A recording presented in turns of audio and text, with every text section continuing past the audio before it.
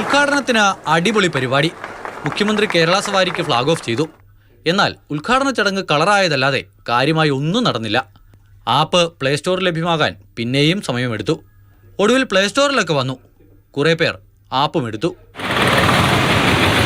ഇത് Thiruvananthapuram Thampanoor railway station. ഇവിടെ വന്നിറങ്ങി ഒന്ന് വഞ്ചിയൂർ വരെ പോകണം. പ്രീപെയ്ഡ് ഓട്ടോ കൗണ്ടറിൽ നല്ല തിരക്കാണ്. ഇനി മറ്റൊരു ഓപ്ഷൻ ഉള്ളത് ഓൺലൈൻ ടാക്സി ബുക്ക് ചെയ്യുക എന്നുള്ളതാണ്. ഓലയോടും ഉബറിനോടൊക്കെ ഏറ്റുമുട്ടാനായി നമ്മുടെ സംസ്ഥാന സർക്കാർ തന്നെ ഒരു ആപ്പ് ഉണ്ടാക്കിയിട്ടുണ്ട്, കേരള സവാരി. അതിലൊരു വണ്ടി ബുക്ക് ചെയ്ത് പോകാൻ പറ്റുമോ എന്ന് നോക്കാം. കേരള സവാരിയുടെ ആപ്പൊക്കെ ഡൗൺലോഡ് ചെയ്തിട്ടുണ്ട്. പക്ഷേ കുറേ നേരമായി ഇത് ഇങ്ങനെ ഇരിക്കുകയാണ്. പ്രത്യേകിച്ച് മാറ്റമൊന്നുമില്ല. കുറച്ചുകൂടി കാത്തിരിക്കാം.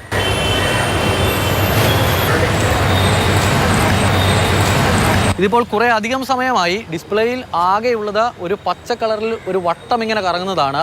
ഇതുപോലെ നമ്മളെയും ചുറ്റിക്കുകയാണ് എന്ന് തോന്നുന്നു. പ്രത്യേകിച്ച് മാറ്റങ്ങളൊന്നും ഈ ആപ്പ് ഓപ്പൺ ചെയ്യുമ്പോൾ ഇതുവരെയും ഉണ്ടാകുന്നില്ല.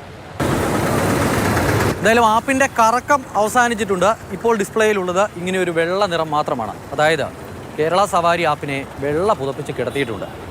എവിടേക്കെങ്കിലും പോകണമെങ്കിൽ മറ്റു ഓപ്ഷൻ നോക്കണം. കേരള സവാരി ആപ്പിന് ആദരാഞ്ജലികൾ. ചേട്ടാ വഞ്ചൂർ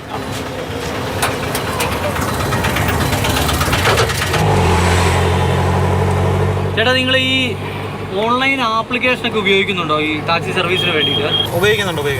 ഏതൊക്കെയാണ് ഉപയോഗിക്കുന്നത്? ഇപ്പോൾ യൂബർ, ഓല, റാപ്പിഡോ അങ്ങനെയുള്ള പ്രൈവറ്റ് പ്ലാറ്റ്ഫോമാണ് ഉപയോഗിക്കുന്നത്.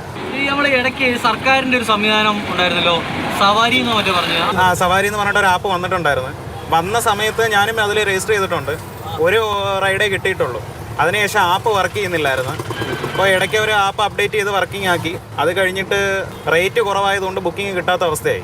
ആപ്പ് രജിസ്റ്റർ ചെയ്യാനായിട്ട് ഒരു 10-800 രൂപ PCC എടുക്കാനായിട്ട് ചിലവായിട്ടുണ്ട്. പോലീസ് വെരിഫിക്കേഷൻ എടുക്കാൻ വേണ്ടിയിട്ട്. ഒരേ ഒരു ഓട്ടം മാത്രം, അതൊരു ചെറിയൊരു ഓട്ടം മാത്രം. അത് ഇതിൽ ബന്ധപ്പെട്ട ആരോ ആണ് ബുക്ക് ചെയ്തത്. അതൊരു 50-60 രൂപയുടെ ഒരു ചെറിയൊരു ഓട്ടമായിരുന്നു. അതിൻ്റെ ആപ്ലിക്കേഷൻ തുറക്കുന്ന സമയത്ത് നേരത്തെ ഒരു വെള്ള കളർ മാത്രമാണ് കാണിച്ചത്. നിങ്ങൾ തുറക്കുമ്പോൾ എന്താ ആപ്ലിക്കേഷൻ്റെ അവസ്ഥ? അതേ അവസ്ഥ തന്നെയാണ് ഇപ്പോൾ നമുക്ക്. നമ്മൾ ഓപ്പൺ ചെയ്ത് കഴിഞ്ഞാൽ ഒരു ഗ്രീൻ റൗണ്ട് വന്നിട്ട് പിന്നെ ബ്ലാങ്ക് ആയിട്ട് വൈറ്റ് ആവുകയാണ്. ആപ്പ് ഓപ്പൺ ആവുന്നില്ല. സർക്കാരിൻ്റെ സംവിധാനമുണ്ടല്ലോ, പിന്നെ എന്തിനാണ് മറ്റ് സാധ്യതകളെന്ന് ചിന്തിച്ച പല ആളുകളും സവാരി ആപ്പ് എടുത്ത് ആപ്പിലായി. സവാരി ശരിയാക്കാനുള്ള ഒരു നടപടിയും നിലവിലില്ല. പാതി വഴിയിൽ ഉപേക്ഷിക്കാൻ പദ്ധതികൾ ഇനിയും പ്രഖ്യാപിക്കുമെന്ന് ഉറപ്പാണ്.